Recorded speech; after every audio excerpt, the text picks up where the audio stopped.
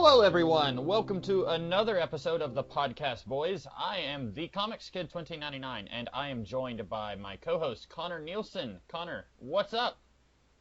Nothing much, Comics Kid. How are you? I'm doing very well on this fine Monday afternoon for me, almost afternoon for you. Connor is going to tell us a little bit about what happened in Twin Peaks: The Return, episode 12. This episode is called Blue Roses, right? No, this episode has the description of Let's Rock. Ah, okay. See, I knew that it was there was something piece of dialogue from the episode, and somewhere online I saw someone call it Blue Roses, so I hedged my bets and I was wrong. So Connor is going to describe the episode Let's Rock. The episode begins with a little bit of expository dialogue, and some, I would argue, much-needed expository dialogue, where we find out what exactly the Blue Rose is. It is a special forces unit that Gordon Cole put together after Project Blue Book officially wrapped itself in 1970. We find out that Albert, Cooper, and Philip Jeffries were the three core members under Gordon Cole, and they are bringing in Tammy Preston as a new agent on the task force.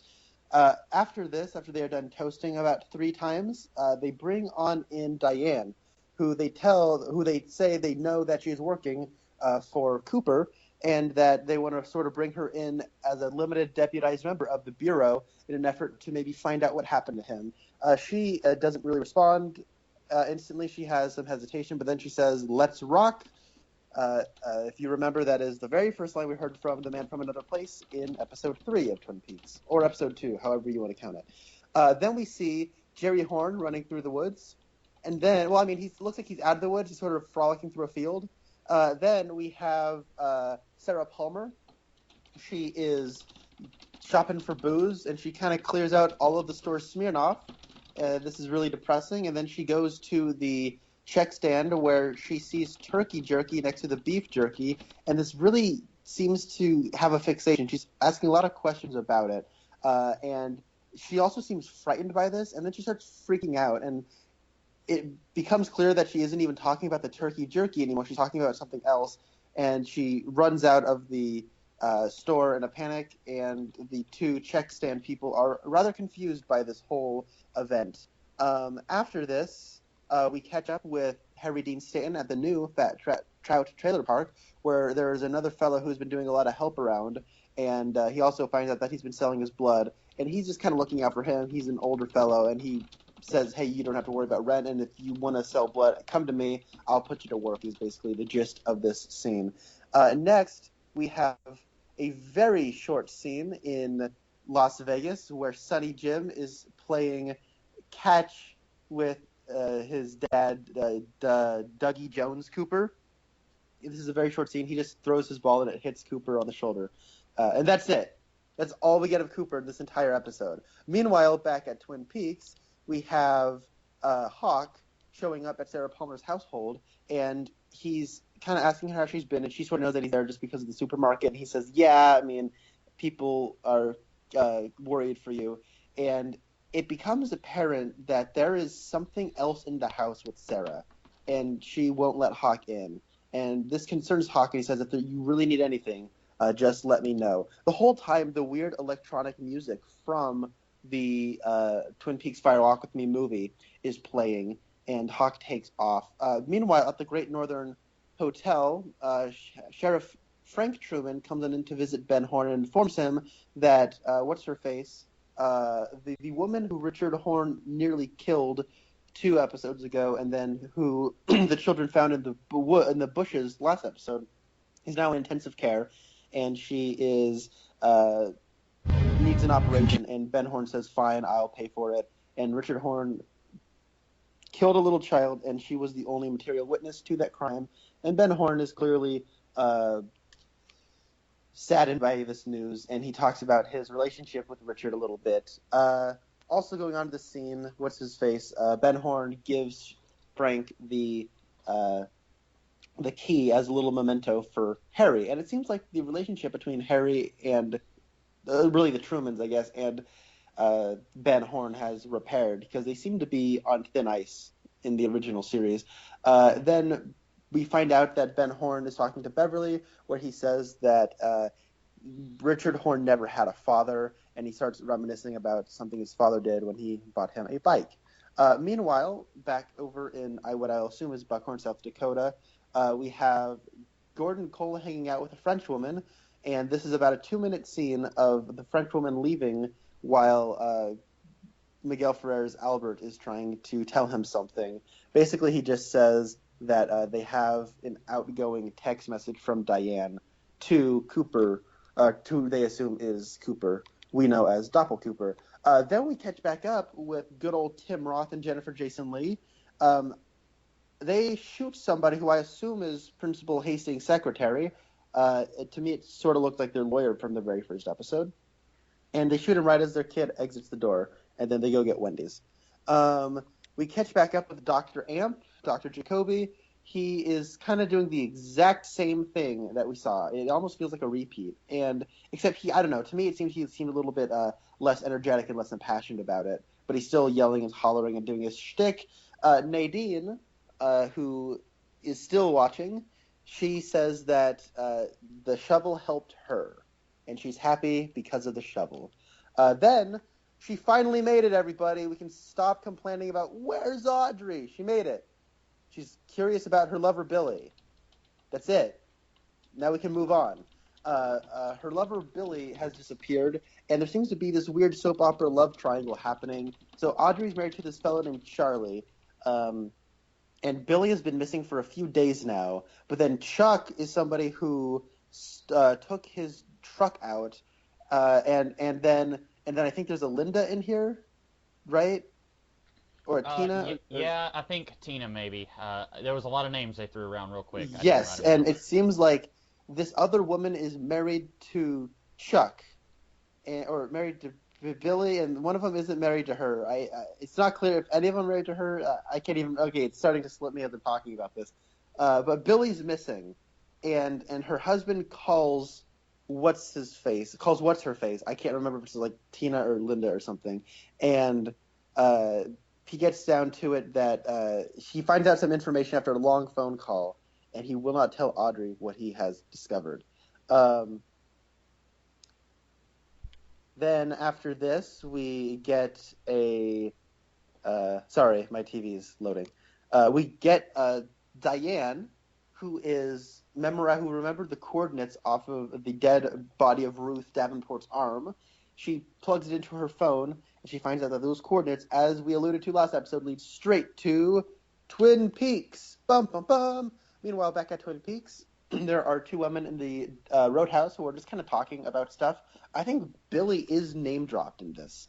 So that's something. But then this character named Trick, played by Scott Coffey, who was a friend of David Lynch, who has popped up in multiple of his films, talks about how he was almost in a car accident and that he's going to kill whoever drove him off the road. And then the band led by Emma Stone from the second episode continues to play their instrumental as the credits roll. The end. So, Comics Kid, what did you think of this episode? This is not the worst episode of this series or of this season, but it is by far the most disappointing for me thus far, since maybe the first episode. The first episode, I was just really disappointed because it was nothing like what I expected, and as you alluded to earlier, I have been very eagerly awaiting the return of Audrey Horne.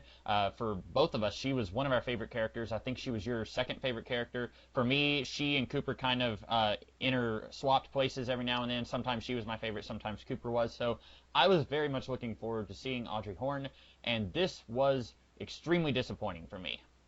Okay, so I didn't know you were eagerly awaiting the return of Audrey. So I apologize if I came off as a little rude. Oh, no, because, I've said it a few times, because I had mentioned that I saw on Twitter that she was dressed up for this reunion season, and, we're on episode 12 out of 18, we're 2/3 of the way through the season, and we got, a 5-minute, clip with her. I don't know, for me, she was the heart and soul of the first 2 seasons of Twin Peaks, so I'm a little puzzled why Gordon Cole has about 10 times as much screen time as Audrey does in this season. But, I don't know. Did you like that scene? Well, okay, so I don't disagree with you in regards that this episode was a little disappointing. This is something that while I was watching it, it became evident and clear to me that this is the show once again shifting gears. I think that most of the Dougie Jones plot is behind us at this point. I think that it's for the most part over. His big problems seem to have been surmounted when he won the trust of the Mitchum brothers. Hold on, guys. I'm sorry. I'm watching through the slog of the show that is Iron Fist, and in that show, it's the Meachum family. So I'm going to try extra hard to not say Meachum and say Mitchum, like the actor. So that was kind of like the big ending of a particular subplot, or at least that's the way it felt to me. And then in this, it feels like the show is shifting gears in a more Twin Peaks-focused final act. And more than ever, it feels like Twin Peaks something bad is happening and is going to go down here. I think that this episode front-loaded a lot of really intriguing and suspenseful stuff. And then as it went on, it becomes more and more like we're setting up for future episodes. And I think that as a result, this will work better when you watch it in the 18-episode binge, if you so choose to. But just in the week-to-week context, it is a little underwhelming, I would say. Mm-hmm. I did like a few things from this episode. I really liked Ben's scene with Frank. I liked that, we've been bouncing back and forth on this, like, is he a good person now, or is he back to being a bad guy like he was? This seems to cement that he is a good person, that he is genuinely torn up that his grandson has actually killed someone, and not only that, but tried to cover it up by killing someone else. He is very distraught by that. He seems concerned over Harry's health. So I like all of that with Ben, and then he says, we're going to cover that girl's medical expenses. I like that. I really like the scene with Harry Dean Stanton where he tells the guy, hey, look, I'm going to help you out. I don't want you selling your blood for money. I like that. It's a good character building scene for him.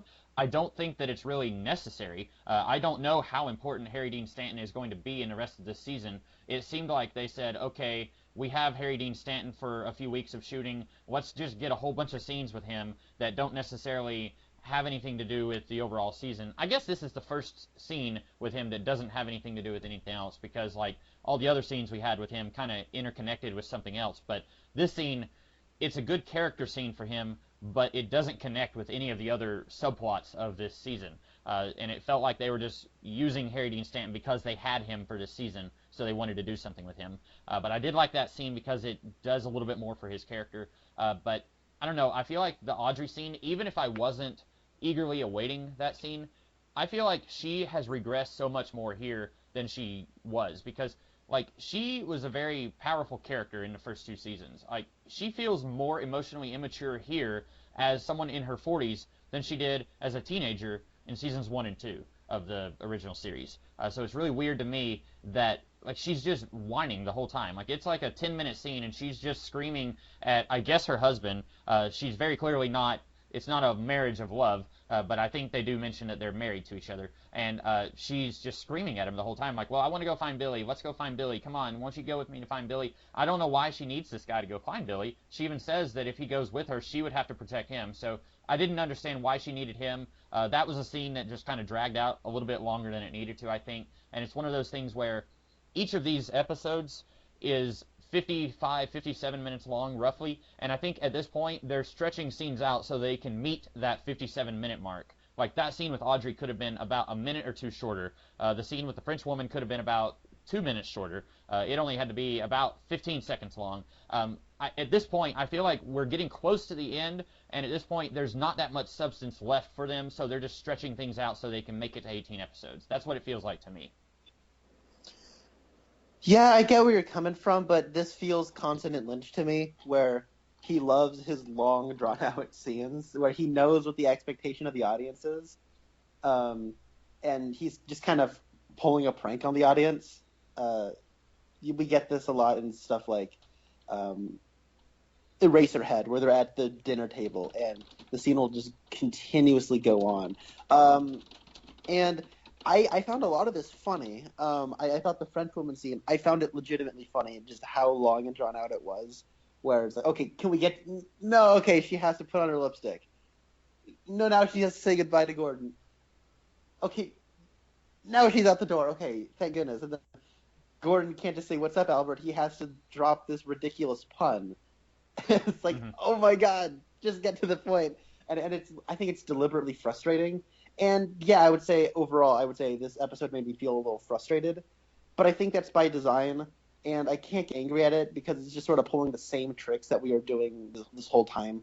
Um, and the whole stuff with Audrey, like the whole point of that is that Audrey is frustrated, so the scene is trying to make you frustrated as a result, and how it drags itself out. They talk in circles, and at the end of the day, her husband finds out a piece of information that he won't tell her, and you're supposed to go, "Oh my goodness, just do something!" And so, um, I guess my thing is that I've always kind of figured, okay, when Audrey shows up, she will probably just be in a scene, and she will just be there. It's not going to be like a Michael Bay shot where she steps out of a car. It's going to be this big 360 cam from a low angle of like, oh my god, that's Audrey Horne. She'll probably just like, it'll be in like a wider medium shot, and she'll just like walk into frame, and she'll be like, hello there, you wanted to see me? And to some regard, that's what we got. So I was like, hey, it's exactly what I thought we were going to get. Yeah, and she's just sort of introduced here as a like, well, I guess now she's relevant to the story because this isn't the first time we've heard of Billy. For a little bit, I thought they were talking about Bill Hastings, and I was like, oh, is Audrey her secretary? Sorry, is Audrey his secretary? But then I realized they were talking about events that were happening in Twin Peaks. But if you remember that episode that ended in the double R, somebody ran into the double R and asked, "Where's Billy?" Okay. And then ran away.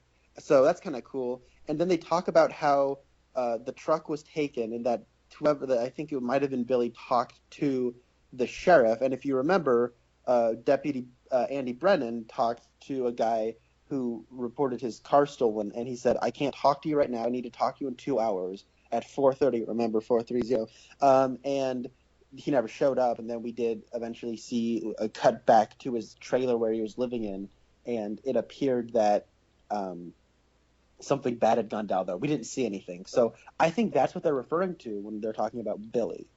Yeah, and Audrey's husband in this episode, he mentioned that about the car being stolen. So I figured that this was connected to that, which is in turn connected to Richard Horne, I think, because I was under the impression Richard Horne was connected to that whole car being stolen thing. So I'm very curious if Audrey even knows what her son has been up to this whole time, or if she's even in Twin Peaks. She did mention she's going to go to the Double R, didn't she? She either said Double R or Roadhouse, but I think it was the Roadhouse. okay, so she's at least near Twin Peaks. But you were talking about how we didn't get that Michael Bay shot where she steps out of a car and then it's like, whoa, it's her, she's back.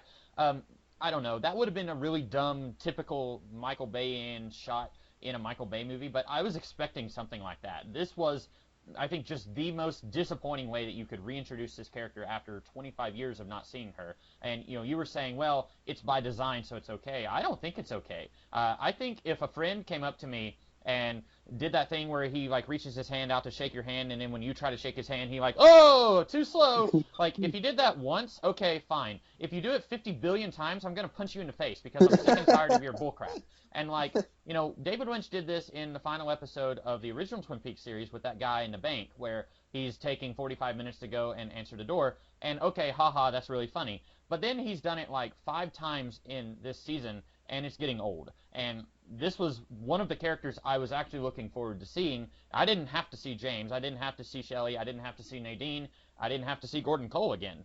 He brought all those characters back, and he has so far given all of them more to do than Audrey. And then with Audrey, it's just, okay, here she is. And like for a split second, I didn't even know who it was. I didn't recognize her from that.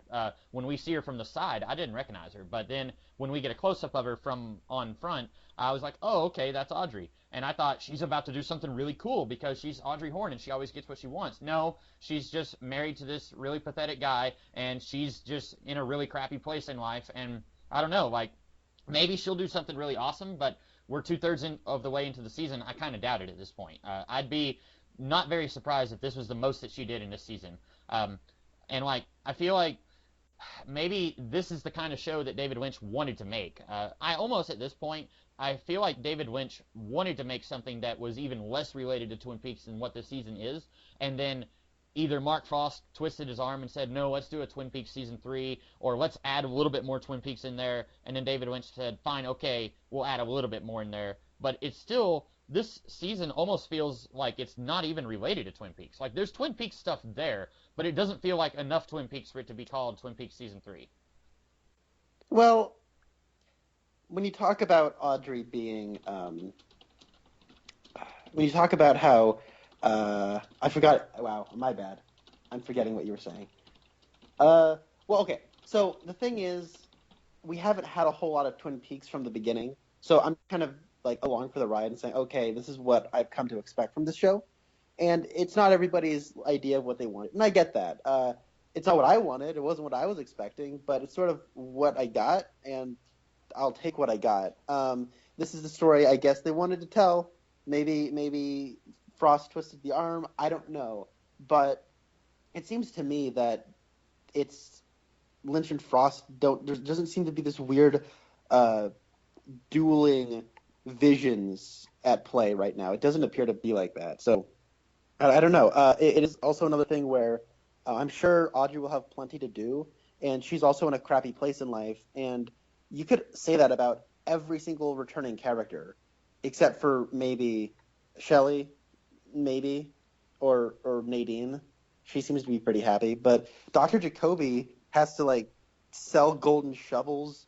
I'm sure Ed Hurley, wherever he is not happy. James was in a motorcycle accident. Sarah Palmer's a train wreck, and which is really sad. And it's really nice to see Grace Zabriskie get stretch her acting muscles in this episode. Everybody just seems to be in a really crummy rut in life. Bobby Briggs is depressed. And so I just think this sort of plays more into that, where nobody's happy anymore. And that, I don't know, that just sort of seems to be par for the course with this show, at least the way I'm saying it. Yeah, I'm sure it's on purpose. That's just not something I want to watch. If I wanted to watch really depressed people, I'd go to my work. I'd go to my job. Like, it's just, that may be the vision that they have for the show, but that doesn't mean that I'm interested in watching it. Like, I feel like the original show was about rape and murder and an evil demon trying to ruin the lives of everyone in this town and other towns, and I feel like it was more cheery and more, like, interesting to watch than this season is. Maybe I'm just coming down on it really hard. Like I said, this is not the worst episode of the series, but I was just so disappointed in it because it is taking that one thing that I was waiting for, and then it's just crapping all over it. I understand that, but I don't know. I didn't feel like I was being crapped on. I don't know. It's very difficult for me to talk about this. I think the stuff here that lends the most intriguing stuff happens in like the first 10 minutes. The stuff with Sarah Palmer, and then the stuff with the Blue Rose, and then so the stuff with Diane, it's just kind of more of the same. Mm-hmm. Then we get the stuff at Twin Peaks, which is just sort of getting rolling. This whole stuff with Billy. And then there's the stuff at the end with the two people in the two people in the Roadhouse, which doesn't really have much to do with anything. I like that, and that sort of harkens back to when those two druggies were in the Roadhouse talking. It almost feels like it's the same booth. And I don't know, it's very difficult to talk about this in a vacuum because we don't have the rest of the show. So I would say that the stuff with Sarah is really great, I thought. When we go back to the Palmer household, it was really something. Like, it was amazing how much this felt like Twin Peaks Fire Walk with Me after 25 years, when you see through the window the fan on the ceiling fan. Mm-hmm. That was ominous. And, like, who's in this house with her? This is really creepy. Her voice sounds different. And it almost sounds like it's Grace Zabriskie's voice through the modulator of, got a light? Like, it's like this weird kind of throaty way she's talking. And Hawk seems concerned for her. God bless you, Hawk. Yeah, you're checking up on Sarah Palmer. God bless you, Hawk. You're the man. That's my God bless you, Hawk moment of the week. But something's bad is happening in that household. It's like, oh, who's in the house? And she says, oh, that's just something in the kitchen. Mm-hmm. And what does that mean? That's scary. And then when she's at the supermarket, like, I feel so bad for her, and it's really ominous and creepy. And they're playing that electrical sounds from Fire Walk with Me when they're in the room above the convenience store in that movie. So, what did you get from that scene? Because I found that stuff. I was creeped out, which I think, obviously we were supposed to be creeped out. I didn't draw the connection with the convenience store scene, but that's a valid thought there. I was thinking the person in the house, person or thing, I was wondering if maybe it was Richard Horn. I don't know why he would go to her house because we don't know that much about Richard himself, but we haven't seen Sarah yet since we haven't seen her since Fire Walk with Me. Well, we did see her for a brief moment in the first or second episode, oh, where she's just sitting on her couch watching animals kill each other on TV. okay, I don't even remember that. I was just wondering if maybe Richard Horn knew her somehow, and he just came and was like, kind of sort of holding her prisoner, even though he's the one stuck in her house. Like, I'm on the run from the cops. Nobody can know that I'm here. I need you to go and get me some vodka or something like that. Like, I'm wondering if we'll see this episode in a different light when we find out who's in the house. Maybe she's buying it for herself, like we're thinking, but maybe someone sent her out to go get some groceries or something like that. I don't know.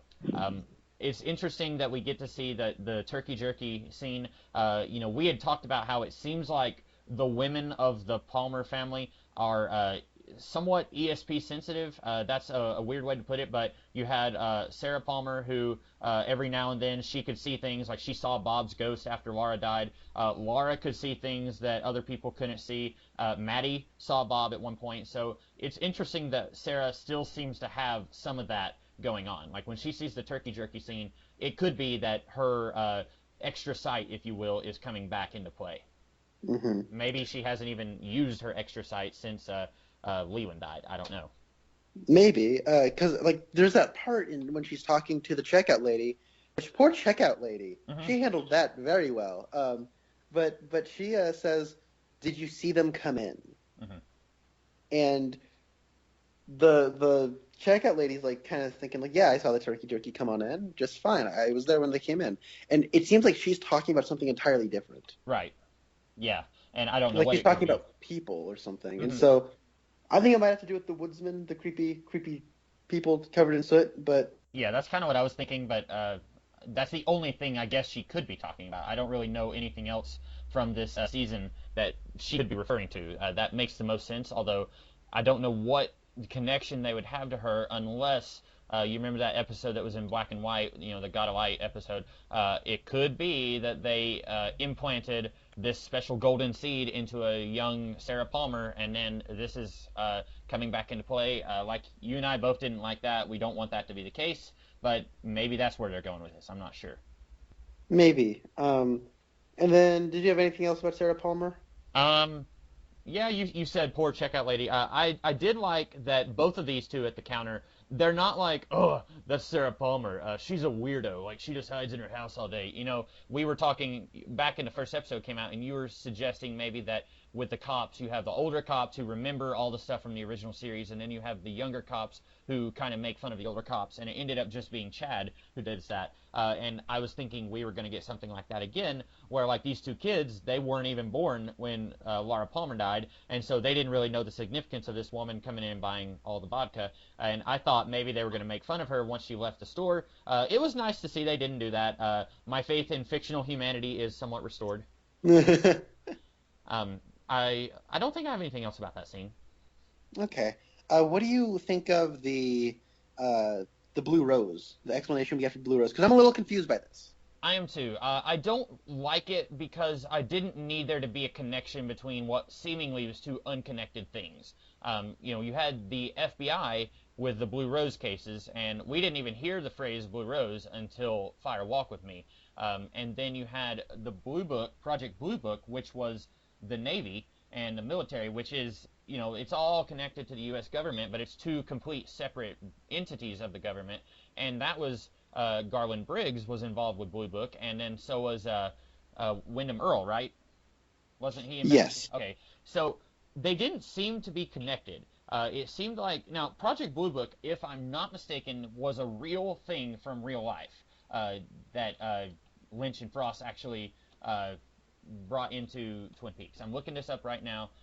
Project Blue Book was a series. It says book series on Google.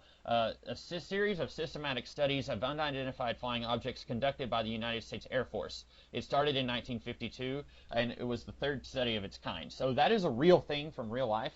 And then the Blue Rose cases. I always got the feeling that the Blue Rose cases was kind of like the X-Files in the series The X-Files, where an X-File was just an unsolved case that had some sort of weirdness to it. It might not be just a kidnapping where they didn't find a kidnapper. It would have to have something paranormal or supernatural about it. I thought that was what the Blue Rose cases were. Like, you have this agent, Philip Jeffries, who comes in and he's acting really weird, and the tapes aren't catching him walk through the door, stuff like that. That would be filed under your Blue Rose cases.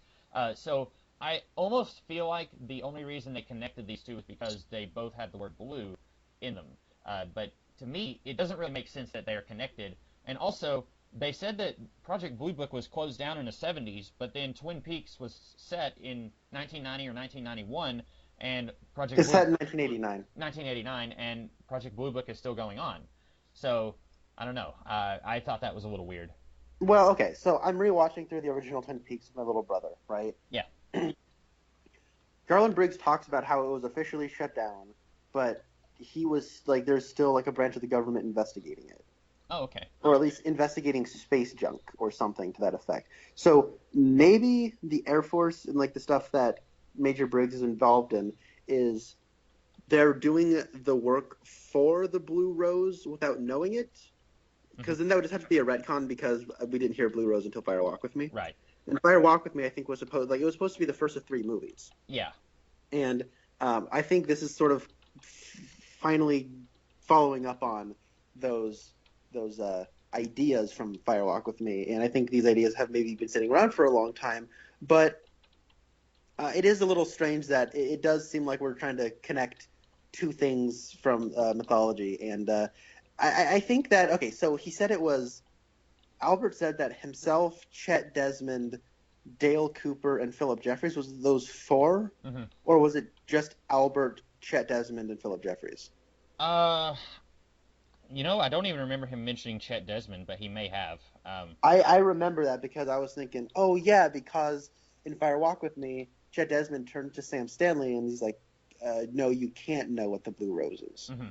And then in that Missing Pieces that we watched, that we did review, go check out our review of Missing Pieces. It's episode 51 of this podcast, where he mentions that Sam Stanley asks Dale Cooper what the Blue Rose means, and Dale Cooper says, I'm not going to tell you that. So maybe, I think Dale Cooper's involved in it, so maybe it's 4 people. I remember him saying 3 names. Maybe it's 4, I don't know. But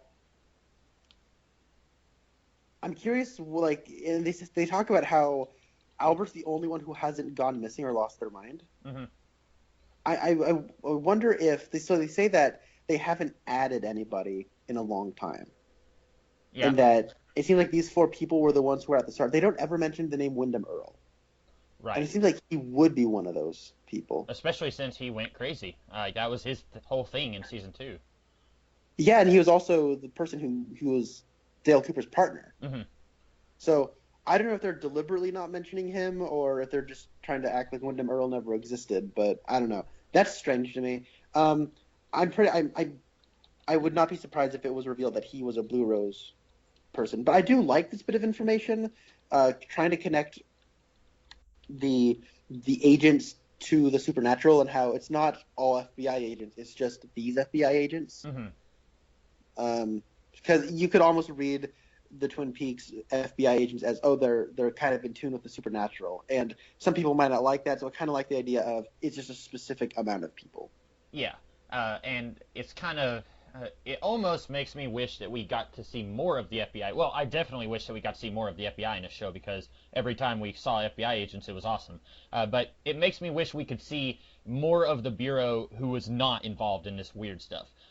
One thing I liked about the X-Files was that they made it very clear that Mulder was the black sheep of the Bureau and that almost everyone in the Bureau despised Mulder and hated him and made fun of him. And I kind of wish we had a little bit more of that here. Not necessarily people making fun of these guys, but like if you have a big FBI party, like you would have Cooper and Albert and Chet Desmond, like if they weren't all vanished or crazy, like these would be the guys off in the corner, not really interacting with everyone else because like there's something off about them. I wish we had more of that, but that's okay. I have two opposing theories right now. One theory is that this new girl is something is going to happen to her. Like as soon as she said, "I will join you," I thought that like a meteor was going to crash through the ceiling and land on her or something. Like I thought like something bad is about to happen to her. Like that's what you do like with screenwriting. As soon as you say like, "Well, I hope nothing bad happens to me," then like you get sucked into a portal that leads you to hell or whatever. I thought that was something bad would happen to her. My next thought, now that you said that all these veteran agents who were part of the Blue Rose cases have gone missing or gone insane, I wonder if that's how they're going to write out Al. Because they didn't, Maybe. obviously Miguel Ferrer is now dead, but I wonder if they were planning to write him out when they were filming this season. Maybe. And that would be a way to kind of tie this season back to the older season because, like you said, Chet, Wyndham Earle, and Cooper at the end of season 2, like they all either went crazy or were possessed by demons or they just went missing completely. Philip Jeffries. So weird stuff happened to all of them. It may not be that Al will get sucked into the Red Room. Maybe he's going to like look into the mind of Cthulhu and then he's going to get sent to an insane asylum screaming. Something like that is going to happen, I think. Yeah. Okay. How do you feel about this FBI agent being brought in? It doesn't bother me. I know a lot of people hate this character. I don't know why. She hasn't had a lot to do, but I don't hate her. I don't feel strongly about her one way or another. I don't see her as being. If this was going to be one of those things where it's like, and now we're getting Twin Peaks, the next generation, and this girl is going and chasing after Richard Horne, I would hate that. I would not watch that show. But this being the finale, it doesn't bother me that there's younger agents who are following in the footsteps of Al and Cooper from before. I don't mind that. She hasn't had a whole lot to do. A lot of people are saying they just don't like her acting. It doesn't. I don't have any strong feelings about her. What about you? I'm kind of in the same boat with you, where it's like I really don't have any strong feelings about her one way or the other. Everybody on the planet seems to hate this character. I don't get it. Mm-hmm. She does her work just fine, and that's fine. Yeah. That's all I really have. And if, I'm assuming that you feel, well, you've been saying since the beginning you don't want this to keep spinning off more Twin Peaks related material, that you want this to be the end. So you wouldn't want to see her as like in her own spin-off or something like that. Not necessarily. Like, as far as this is concerned, she's perfectly fine. Let's get a spin-off with Kiefer Sutherland as like the old Bruce Wayne from Batman Begins, where he's like in his lab and he's curmudgeon-y and he's giving her missions, and then she's like, all right, I'll go do this mission. Like where he's kind of like M from James Bond. Yeah. No, I'm just kidding. I don't want that. I'm just being stupid right now. Okay. That just depressed me, that just the thought of her getting more Twin Peaks related stuff. Yeah. So what did you think of the? I guess they shoot Hastings' secretary. Maybe this is just me being sexist and all, but I thought it was going to be a woman. Yep, I did too. I thought they said it was going to be a woman. Like I could have sworn that Ray at one point mentioned it was a woman. He may have. Because for a while, I was like, I thought this was Hastings' secretary. This guy looks like Hastings' lawyer. Mm-hmm. But he's in prison. Like, remember they said that they imprisoned him. Yeah. So I guess this is his secretary. He's an older man. I was expecting, someone younger than a principal would be the secretary. I'll be honest. I didn't even remember them saying that it was going to be the secretary. Like, we had Tim Roth talking to Jennifer Jason Leigh in this episode, and then like the car pulls up and it's like, all right, here we go, and then they shoot him, and then it's like, yeah, let's go, Wendy's. I was kind of confused who they shot because we don't get to see their face. They get out of a car and we see their back, and then Tim Roth shoots him. He's down on the ground and he like kind of starts to get up and he's starting to crawl, and then Tim Roth shoots him again, and then the kid comes out and it's like, Daddy! And I was thinking we were going to get a reveal where it's like, it's not really who they thought it was. It's a decoy, and Tim Roth just got one pulled over on him or something like that. Because remember last week I was thinking that maybe Evil Cooper was going to have Tim Roth go after the Mitchum brothers, and he shot one person in this episode. So is he still got one more person that he needs to kill? So they said that you need to go to Buckhorn, South Dakota, do a hit, and then go to Las Vegas and then do a double.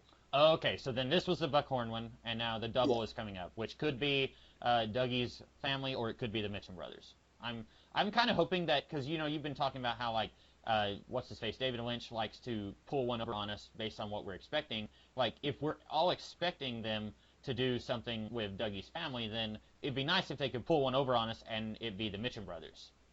I don't know. I agree. Yeah. Maybe that wouldn't give us the emotional weight that they want that scene to have. I don't know. So how do you feel about the cutaway gag to Dougie Jones playing ball with his kid?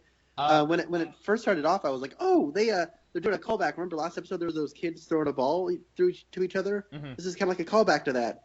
And I feel like that was only here so that they could have it say starring Kyle MacLachlan at the end. Mm-hmm. Yeah, I'll be honest, like I fast forwarded through that scene. I'm just so done with Dougie and everything involving him that it could have been the most important scene of the series where like Dougie could have just bent down and said, "Listen, Sonny, this is some darn fine baseball right here," and it's like, "Oh, he's back, and I wouldn't have known because I just fast forwarded through that whole scene. Like Oh man, it was only you fast. Is there anything else you fast forwarded through? The Dr. Jacoby scene was the other one. Yeah, I know. I'm at this point I was just like. I had a feeling the Dr. Jacoby scene wasn't going to be very important, and I was just I didn't even know it was going to be exactly the same because you said it was basically a repeat of the last time we saw him doing a commercial, and I guess I didn't miss that much. But at this point, like I was just like, no, I really don't feel like sitting through 5 minutes of Dr. Jacoby and his shovel commercials. But those are the only two commercials I fast forwarded through. Okay, well, it was like a cutaway gag where Sonny Jim takes his dad out to play catch. It's like one shot, Mm-hmm. and he picks up the baseball and he just kind of throws it at Dougie and it hits him in the shoulder, Mm-hmm. and it just kind of lands over in the corner, and then it's over. Oh, okay. I thought it was funny. I love Dougie. Now, you had said at the end of the last episode that you thought maybe he was back to being his old Cooper self. I did. Do you think he's still on his way back to becoming Cooper, and it's just going to take longer? I have no idea. I don't know. That's where like I don't know, like you said, this is the story we're getting, so we might as well enjoy it. And to me, like I feel like if it's a bad story, like we shouldn't just enjoy it. And maybe it's not, because there's lots of people online who are thoroughly enjoying this show. I'm just not one of them. But like to me, well, yeah, that's the thing. Like I've called out like plot contrivances and certain character beats that I just don't buy. Mm-hmm. I've been calling that out as I've been seeing it. Right. You can go back and listen. I have been saying stuff that I legitimately find wrong with the story, but for the most part, I don't see too wrong with what we're getting. And I understand it's not what you wanted, and I get that, but what we're getting, I don't think, for the most part, isn't contradictory. And as a self-contained piece, it's certainly making sense in and of itself. I think it's my big problem right now is just that it's so slow. Like if we got a Captain America movie and he didn't even get his powers until the last 3 minutes of the movie, and then we didn't even get to see him do any punching of bad guys until the last 3 minutes of the second Captain America movie, like I would be just extremely disappointed with that. Like it doesn't matter if it would make sense to me. Like I'd just be disappointed because I want to see Captain America doing stuff. I want to see him get his origin sooner than like 2 hours into the movie. Like, and I feel like that's what we're getting here, where we want to see Cooper come back and start like solving cases and doing the thumbs up and drinking coffee, and I don't want to see this man-child doing that stuff. I want to see Cooper doing it. And it's like you've been saying, they're deliberately trolling us with this, and they think it's funny, and I'm quickly losing patience with it. Also, I mean, this is just, I think, also a taste thing between us. I like slow, boring stuff, and what I mean by that is I like stuff that most people would find slow and boring. And I don't mind. I like Dougie. If he's gonna do stuff, then bring it on.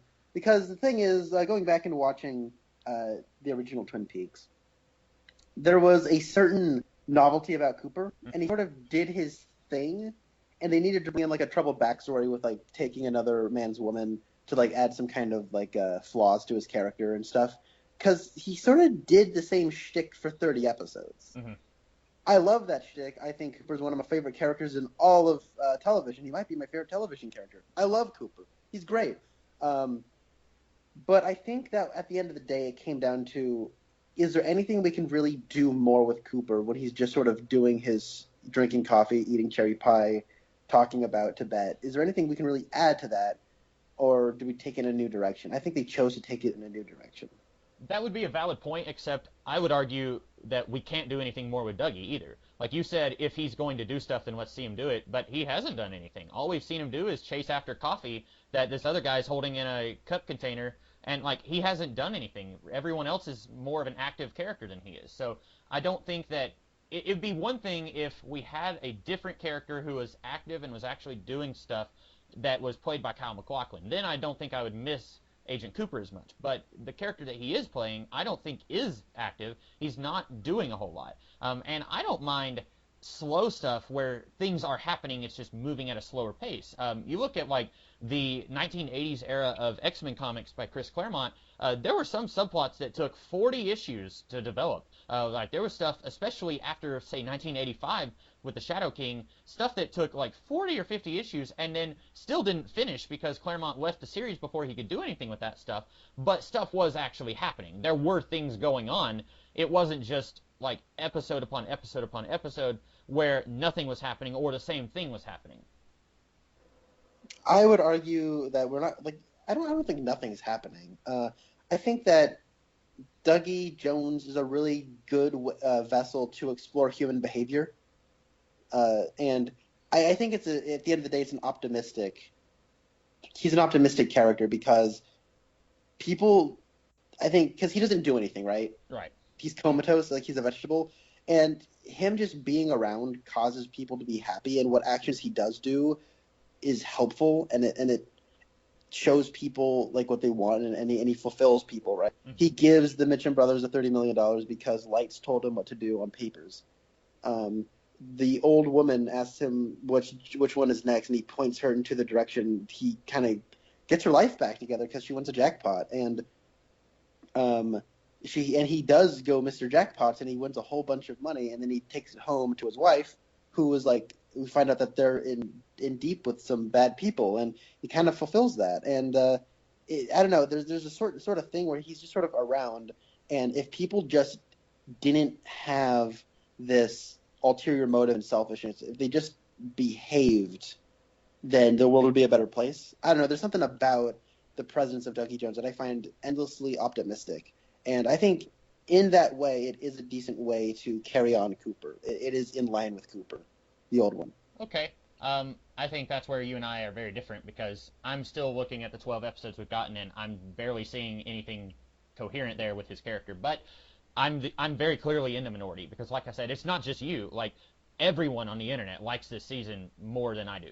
Like, I'm seeing tons of people on Twitter every Monday morning talking about how awesome they think the show is. So I'm very clearly in the minority here. So, you know, when I've been talking about how this isn't what I wanted, David Lynch obviously knew what he was doing because other people they can't get enough of it. Yeah. I will say, yeah, I wouldn't put this, I'd probably put this in the lower echelon of episodes we got. Okay.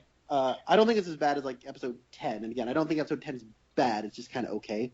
But I like last episode is like one of my favorite episodes of Twin Peaks, period. I love that episode.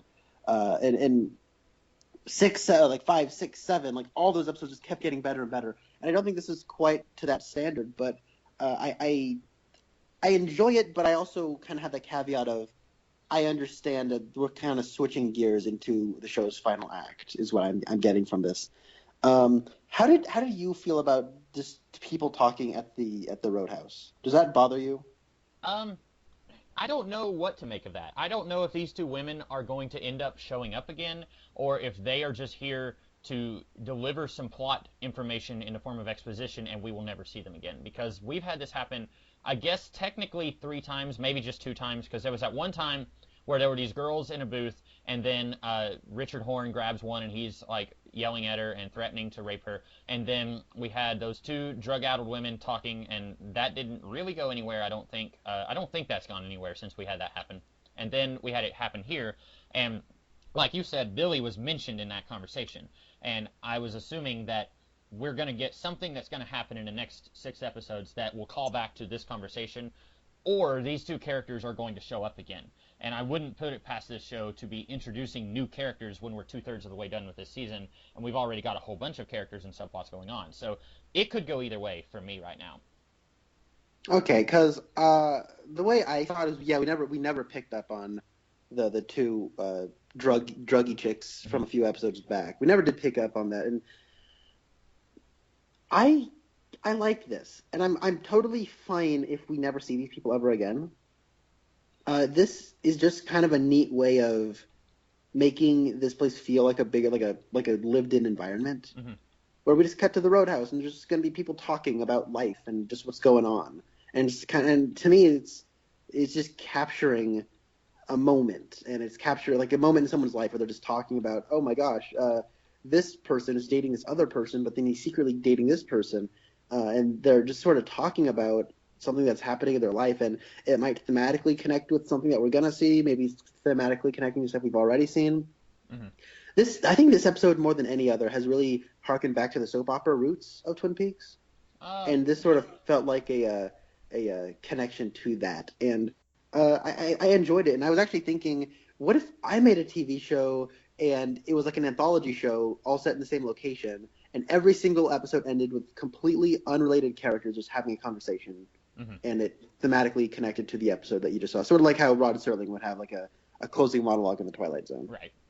I especially like, and I didn't really like this scene at all, but the scene with Audrey felt very old Twin Peaks, where it's like, oh, she's married to this one guy, but she's sleeping with this other guy, and maybe he's sleeping with Linda. It felt very like we've got a lot of, the first episode of Twin Peaks can be very daunting for someone who doesn't have a really committed desire to watch this show, because it throws a lot of stuff at you in that first episode. You've got Bobby, who is dating Laura, but he's also sleeping with Shelley. Shelley is married to Leo, and he's involved in some nasty stuff. And then you've got Donna, and she is friends with James, and James was secretly sleeping with Laura. Like, you've got a lot of stuff that you have to keep up with in that first episode, and then 5 or 6 episodes down the line, it's much easier to keep up with it because you've been keeping up with it for these episodes. But here, I feel like they're still throwing new names at us, and it's soap opera-y, but I was also hoping that I could go... I was thinking Billy was someone that I didn't remember who it was, and I was going to Google it, and it was going to be the guy that Shelley was kissing at the Double R last episode.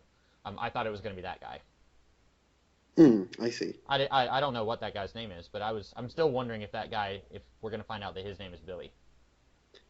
I know that character's name, but I will not say it here. Is it something like plot twisty, like Richard Horn? No, but it might be thematically important. Oh, okay. Okay. So there's some interesting direction here that I want to touch on. Maybe this is gonna.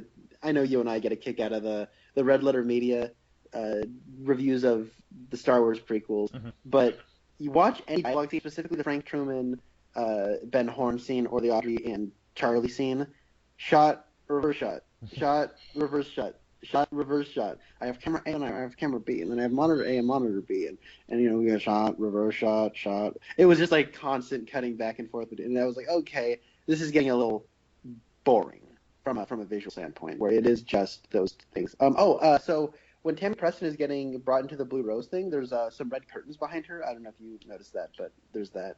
No, I didn't notice that. I noticed that the French girl, her shoes are black and red. That's the thing. I noticed that too, where it's like she has red on the bottom of her shoes, and red shoes have been popping up and like consistently throughout a lot of episodes. And she's wearing a red dress as well. And if anybody does know, that's actually what's her face? The actress is in Skyfall for a couple scenes. So yeah, if anyone's curious where might have seen that girl before Looper says, "Why does that French chick from Twin Peaks look so familiar?"